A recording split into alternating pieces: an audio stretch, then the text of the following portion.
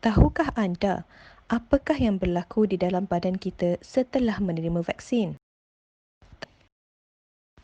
Terdapat pelbagai jenis vaksin COVID-19 yang telah dan sedang dibangunkan. Antaranya, vaksin yang menggunakan viral vektor, virus jenis aktif dan juga mRNA. Vaksin yang menggunakan virus jenis aktif boleh merangsang sistem imuniti badan tetapi tidak boleh menyebabkan jangkitan. Virus yang dinyah aktif akan memasuki sel dan mengarahkan sel untuk menghasilkan virus-virus baru. Setiap sel boleh menghasilkan beribu-ribu virus baru. Vaksin mRNA pula mengandungi bahan genetik virus dan diselaputi oleh lipid.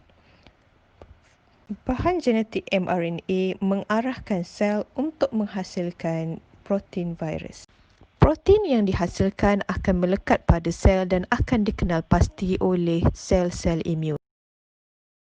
Seterusnya, virus dan protein akan dimakan oleh makrofag.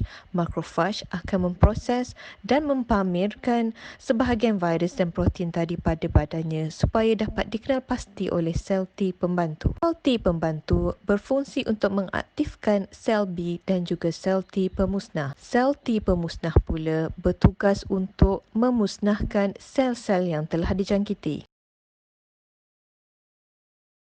B pula menghasilkan antibodi yang spesifik kepada virus atau protein.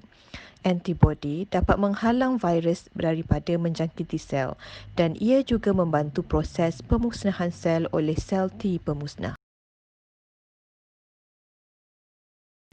Pada masa yang sama, sel T dan sel B membiak dan menghasilkan banyak sel B dan sel T yang dijadikan sebagai sel memori.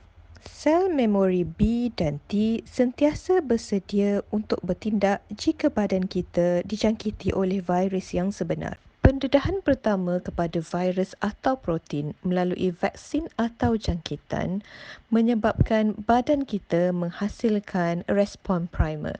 Respon primer ini memerlukan 2 hingga 3 minggu untuk menghasilkan antibodi pada kadar yang sedikit. Manakala pendedahan kedua kepada virus yang sama menghasilkan respon sekunder. Respon ini hanya mengambil masa beberapa hari dan menghasilkan antibodi yang banyak. Kita disarankan untuk mengambil vaksin supaya badan kita lebih bersedia untuk menghadapi jangkitan yang sebenar.